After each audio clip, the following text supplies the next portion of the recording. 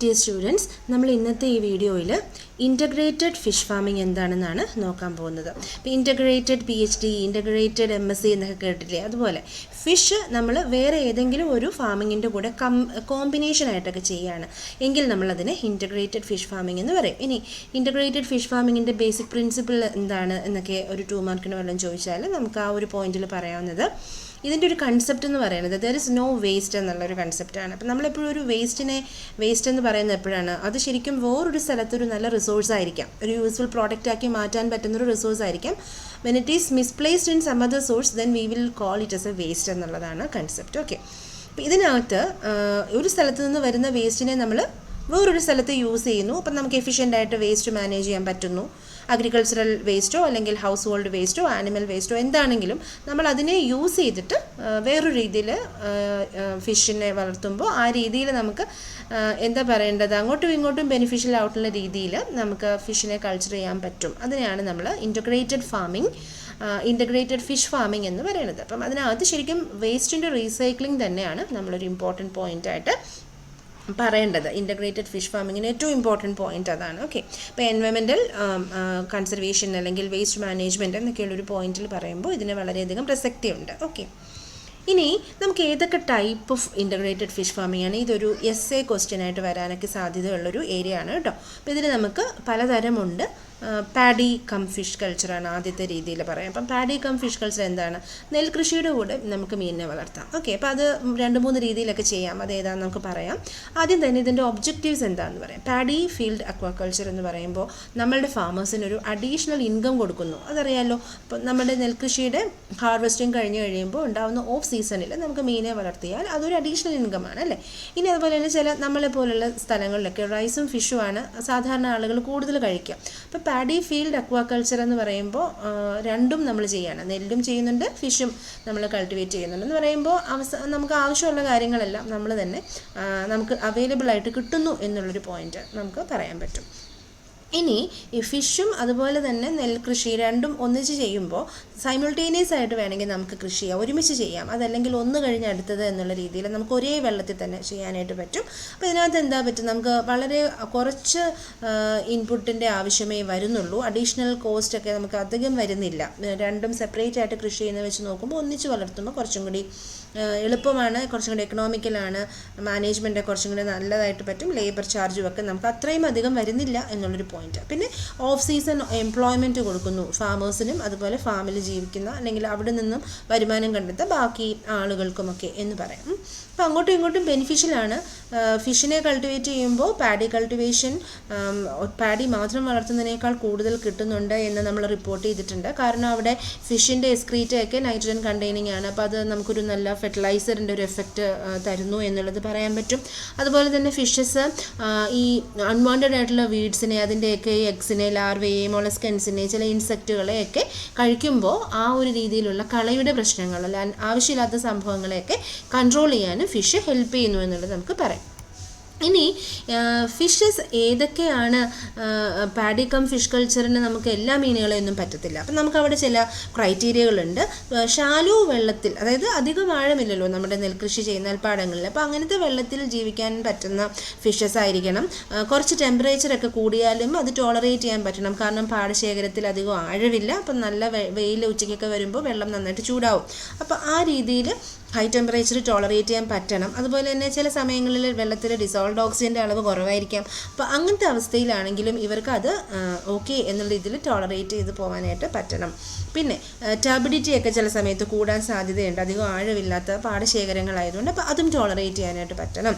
പിന്നെ ഫിഷസിന് ഈ നെൽകൃഷി ചെയ്ത് നെല്ലിൻ്റെ വിളവെടുക്കുന്നതിൻ്റെ ഒപ്പം തന്നെ ഫിഷിനെ നമ്മൾ വിളവെടുക്കുകയാണെങ്കിൽ ഫാസ്റ്റ് ആയിട്ടുള്ള ഗ്രോവിങ് റേറ്റുള്ള ഫിഷിനെ നോക്കി നമ്മൾ വളർത്തണം. അപ്പോൾ അങ്ങനത്തെ കുറച്ച് ഫിഷിന് ചില ക്രൈറ്റീരിയ ഉണ്ട് നമ്മൾ സെലക്ട് ചെയ്യണമെങ്കിൽ. പിന്നെ അതുപോലെ വേറൊരു ഇമ്പോർട്ടൻറ്റ് പോയിൻ്റാണ്, നമ്മൾ ഒരു പാടശേഖരത്തിനുള്ളിലിട്ട് വളർത്തുകയാണ് അല്ലേ. അപ്പം അങ്ങനെ വളർത്താൻ ഉദ്ദേശിക്കുന്ന ഫിഷസിന് ഒരു പ്രത്യേകതയും കൂടെ വേണം. They should not tend to escape from the cultivated area. അവിടെ നിന്ന് ചാടി വേറൊരു സ്ഥലത്തേക്ക് പോകുന്ന ടെൻഡൻസി ഇല്ലാത്ത ടൈപ്പ് മീനുകളെ വേണം നമ്മൾ സെലക്ട് ചെയ്യാനെന്നുള്ളത്. അപ്പോൾ ഇങ്ങനത്തെ കുറച്ച് പോയിൻറ്റ്സാണ് ഇതിൻ്റെ ഒബ്ജക്റ്റീവ്സ്, അല്ലെങ്കിൽ ഏതൊക്കെ ടൈപ്പ് മീനുകളെ വേണം നമ്മൾ വളർത്താനെന്ന് പറയുന്നത്. പിന്നെ എങ്ങനെ നമുക്ക് ഈ പാഡി ഫീൽഡ് മാനേജ് ചെയ്യാൻ പറ്റും, ഫിഷിനെയും കൂടി വളർത്തുകയാണെന്ന് പറയുന്നത്. അപ്പം നമ്മൾ എന്തൊക്കെ ശ്രദ്ധിക്കണം എന്നുള്ളതാണ്.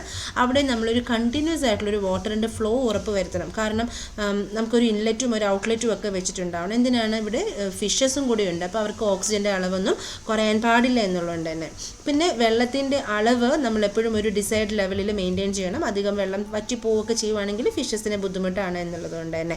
പിന്നെ ഇനി ഫ്ലഡിങ് പോലത്തെ എന്തെങ്കിലും ഇഷ്യൂ വന്നു കഴിഞ്ഞിട്ടുണ്ടെങ്കിൽ there should be proper drainage system in our pond, അതല്ലെങ്കിൽ ഇൻ അവർ കൾട്ടിവേഷൻ ഫീൽഡ് എന്ന് പറയണം. കാരണം അതല്ലെങ്കിൽ എന്ത് പറ്റും, ഈ മീനുകളെല്ലാം പുറത്തേക്ക് പോകാനുള്ള സാധ്യതയുണ്ടാവും. ഇനി നമുക്ക് എൻട്രിയും എക്സിറ്റും ഒക്കെ ഉണ്ട്. Inlet and outlet are there to provide the sufficient amount of oxygen and all.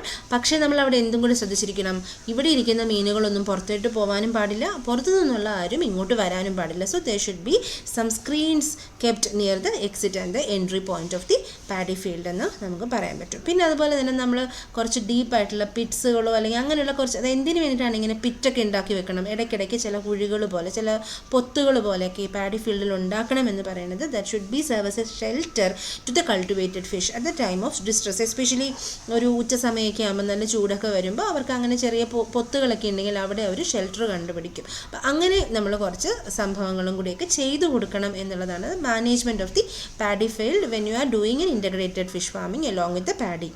Okay, ഇനി നമുക്ക് ടൈപ്സ് ഓഫ് പാഡി ഫീൽഡ് അക്വാകൾച്ചറാണ് പോകുന്നത്. അത് 3 രീതിയിൽ നമുക്ക് ചെയ്യാം.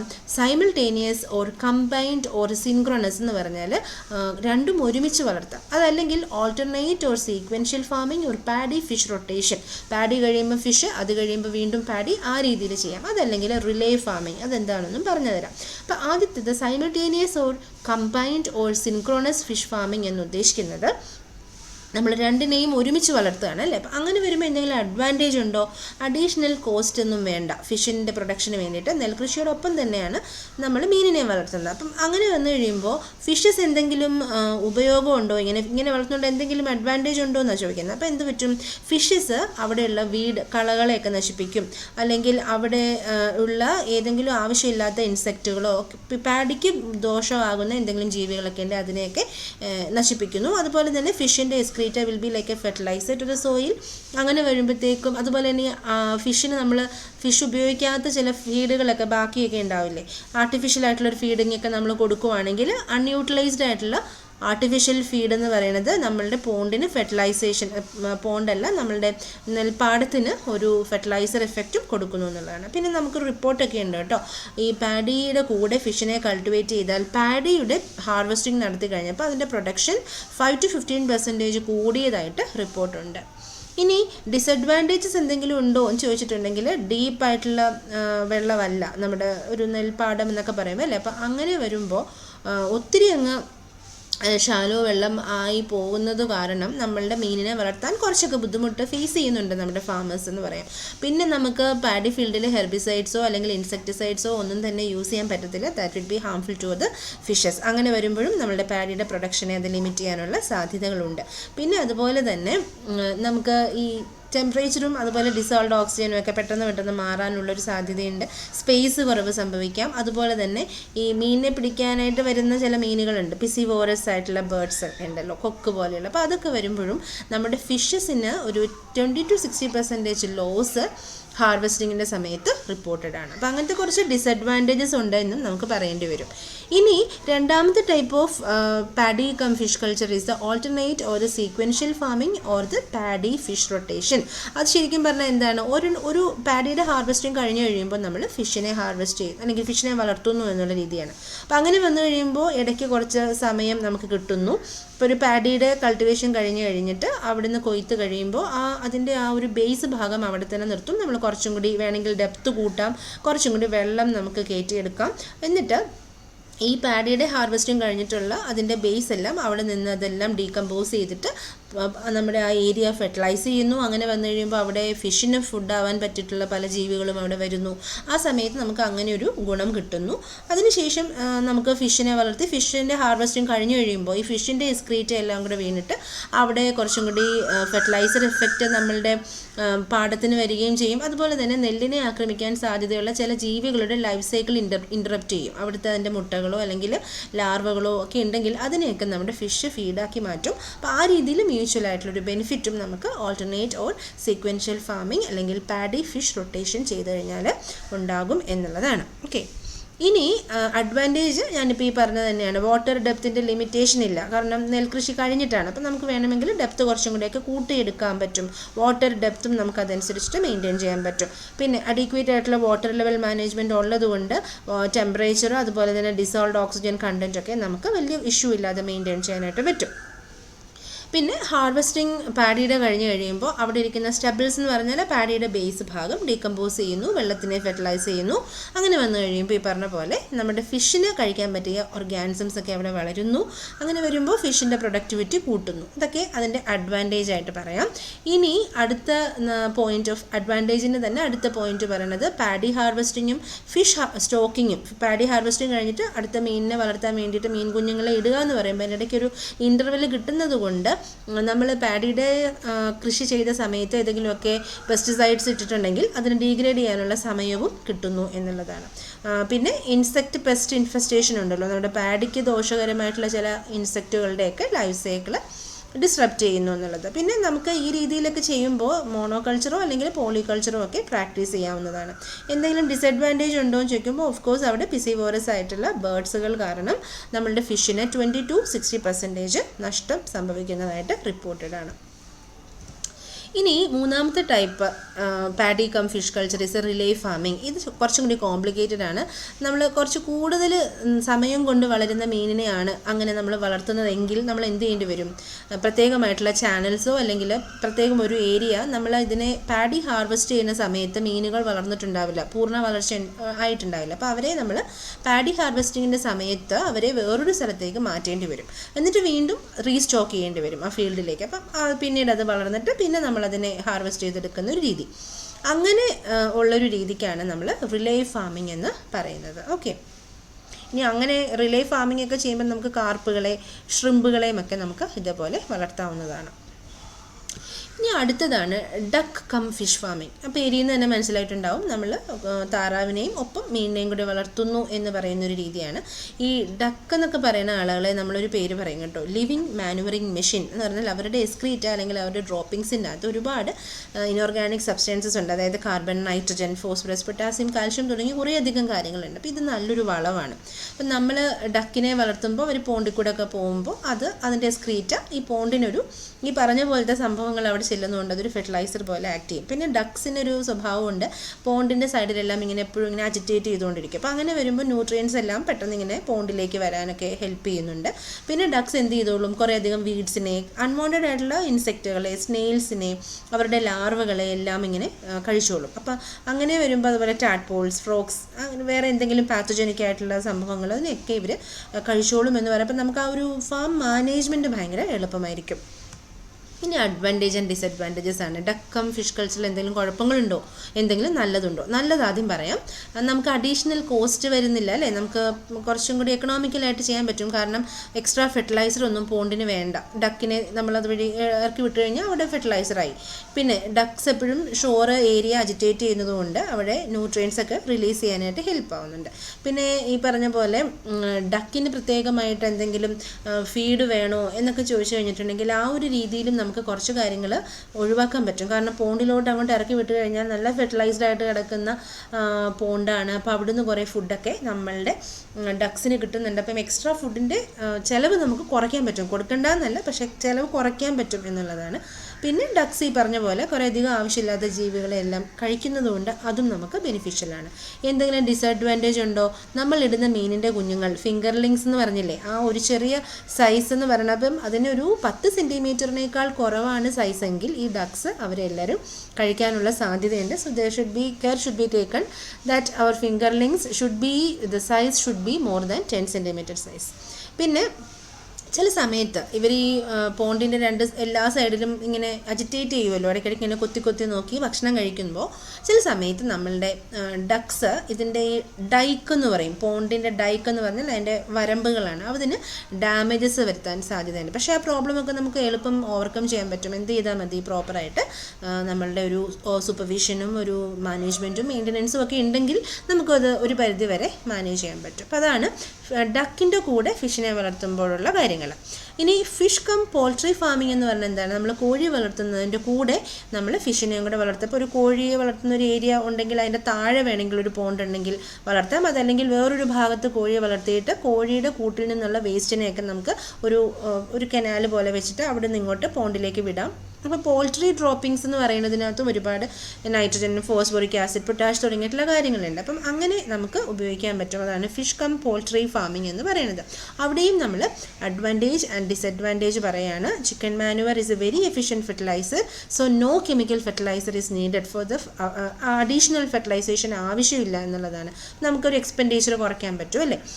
പിന്നെ സപ്ലിമെൻ്ററി ഫിഷ് ഫീഡ് നമുക്കവിടെ ആവശ്യമില്ലാതെ വരുന്നു. ഈ പറയുന്ന പോലെ ഒരു ചിക്കൻ മാനുവർ വന്ന് വീഴുമ്പോൾ അവിടെ കുറേ അധികം ഓർഗാനിസംസ് ഒക്കെ വളരും. അതിനെ നമ്മുടെ ഫിഷിനെ ഫുഡാക്കി മാറ്റാൻ പറ്റും. ഇപ്പോൾ എക്സ്ട്രാ ഫുഡിൻ്റെയൊക്കെ പൈസ നമുക്ക് അങ്ങനെ കുറയ്ക്കാൻ പറ്റും. പിന്നെ നമുക്ക് പറയാൻ പറ്റുന്നത്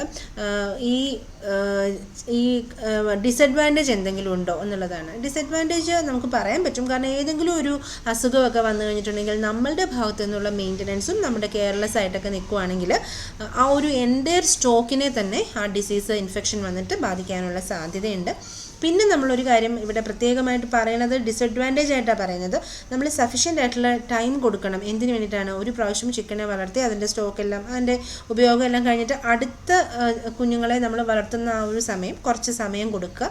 ആ സമയത്ത് നമ്മൾ എന്ത് ചെയ്തോണം? കോഴിക്കൂടൊക്കെ നമ്മൾ നന്നായിട്ട് ഡിസിൻഫെക്റ്റ് ചെയ്തിട്ടൊക്കെ വേണം ചെയ്യാൻ. അങ്ങനത്തെ കാര്യങ്ങളൊക്കെ നമ്മൾ കെയർഫുൾ അല്ല എങ്കിൽ ഇത് കൊണ്ട് നമുക്ക് നഷ്ടമായിരിക്കും ഉണ്ടാവുക. അപ്പോൾ അത് ഡിസഡ്വാൻറ്റേജ് ആയിട്ട് നമുക്ക് പറയാം. ഇനിയുള്ളത് ഫിഷ് കം പിഗ് കൾച്ചറാണ്. പിഗ് വളർത്തുമ്പോൾ അതിൻ്റെ കൂടെ തന്നെ നമ്മൾ ഫിഷിനെ വളർത്തുന്നു. അവിടെ നിന്ന് പിഗിൻ്റെ കൂട്ടിൽ നിന്നുള്ള വേസ്റ്റ് എല്ലാം ഇതേപോലെ പോണ്ടിലേക്ക് വിടുകയാണ്. അപ്പോൾ പിഗിൻ്റെ ഡങ്ങും ഇതുപോലെ കോസ്റ്റ്ലെസ് ഫെർട്ടിലൈസർ ഫാക്ടറീസ് എന്നാണ് നമ്മൾ പിഗിനെ പറയുന്നത് കേട്ടോ. അപ്പം ഇത് ശരിക്കും പ്രാക്ടീസ് ചെയ്യുന്നുണ്ട്. ചൈനയിലൊക്കെ നന്നായിട്ട് പ്രാക്ടീസ് ചെയ്യുന്നൊരു ഏരിയയാണ്. പിഗിൻ്റെ ഡങ് എന്ന് പറയുന്നതിനകത്ത് ഡൈജസ്റ്റബിൾ ആയിട്ടുള്ള ഫുഡുണ്ട്. ഫിഷിന് കഴിക്കാൻ പറ്റുന്ന രീതിയിൽ 70% കാര്യങ്ങൾ ഫിഷിന് ഫുഡാക്കി എടുക്കാനായിട്ട് പറ്റുന്നതാണ്. അപ്പം പിഗിൻ്റെ എലിമെൻ്ററി കനാലിൽ കൂടി കടന്നു വരുന്ന ഈ കാര്യങ്ങളിനകത്തൊക്കെ ഒരുപാട് എൻസൈംസ് ഒക്കെ ഉണ്ട്. അപ്പോൾ ആ എൻസൈംസ് എല്ലാം ഈ പറഞ്ഞ പോലെ കുറേയധികം കാര്യങ്ങൾ ഇതിൻ്റെ ഈ ഡ്രോപ്പിങ്സിൽ കൂടെ നമ്മുടെ ഫിഷസിന് കിട്ടുവാണെങ്കിൽ തിലാപ്പിയ, കോമൺ കാർപ്പ് പോലെയുള്ള മീനുകൾക്കൊക്കെ ഇതെന്താ ഡയറക്റ്റ് ആയിട്ടുള്ളൊരു ഒരു ഫുഡ് സോഴ്സുമാണ് കേട്ടോ. അപ്പോൾ ആ കാര്യങ്ങളൊക്കെ നമുക്ക് പറയാനായിട്ട് പറ്റും. പിന്നെ ഇതിനകത്ത് നമുക്ക് ഒരു അഡ്വാൻറ്റേജും ഡിസഡ്വാൻറ്റേജും എന്ന് പറയുന്നൊരു പോയിന്റ് നോക്കുവാണെങ്കിൽ ഉറപ്പായിട്ടും നമ്മൾ നേരത്തെ പറഞ്ഞ കാര്യങ്ങളൊക്കെ ഇവിടെയും പറയാം. ഇൻ്റഗ്രേറ്റഡ് ഫാമിംഗ് ആണ്. അപ്പം നമുക്കുള്ള സ്ഥലത്ത് കൂടുതൽ പ്രൊഡക്ടിവിറ്റി കൊണ്ടുവരാൻ പറ്റും. നമ്മളുടെ ഇൻകം നമുക്ക് ഇരട്ടിയാക്കാനോ 3 ഇരട്ടിയാക്കാനോ ഒക്കെ പറ്റും പ്രോപ്പറായിട്ട് നമ്മൾ ചെയ്യുവാണെങ്കിൽ. പിന്നെ നമുക്ക് പറയാൻ പറ്റുന്നത് നെസസറി ന്യൂട്രിയൻസ് എല്ലാം ഈ പിഗിൻ്റെ ഈ ഡങ്ങിൽ നിന്ന് വരുന്നുണ്ട്. അതുകൊണ്ട് എക്സ്ട്രാ അങ്ങനത്തെ കാര്യങ്ങൾ നമുക്ക് ചിലവ് കുറയ്ക്കാനായിട്ട് പറ്റും. പിന്നെ ഇതിൻ്റെ ഒപ്പം വളർത്താൻ പറ്റുന്ന മീനുകൾ തിലാപ്പിയ, കോമൺ കാർപ്പൊക്കെയാണ്. കാരണം പിഗിൻ്റെ ഡങ്ങിൽ നിന്നുള്ള അൺഡൈജസ്റ്റബിൾ ഫുഡ് ഉണ്ടല്ലോ, അതിനകത്തുനിന്ന് വന്നിരിക്കുന്ന ഡ്രോപ്പിങ്സ് ഇവർക്ക് ഫുഡാക്കി എടുക്കാനായിട്ടൊക്കെ പറ്റും. അപ്പോൾ അങ്ങനത്തെ മീനുകൾക്ക് അത് കുറച്ചും കൂടി ബെനിഫിഷ്യലായിട്ട് നമ്മൾ റിപ്പോർട്ട് ചെയ്തിട്ടുണ്ട്. അതുകൊണ്ട് അവർ അങ്ങനെ കൂട്ടത്തിൽ വളർത്താൻ നല്ലതാണ് എന്ന് പറയാം. പിന്നെ നമുക്ക് പറയാൻ പറ്റുന്നത് ഡിസഡ്വാൻറ്റേജ് ആണ്. ഒരുപാട് മാനുവർ ആയാലോ നമ്മുടെ ഈ കൂടിൽ നിന്ന് ഒരുപാട് അങ്ങ് വേസ്റ്റ് വന്ന് നമ്മൾ കുളത്തിലേക്ക് കുഴിച്ചിട്ടുണ്ടെങ്കിൽ that will lead to the increased nutrient loading resulting in the pollution of the water body and that will lead to the mortality of the fish അല്ലേ.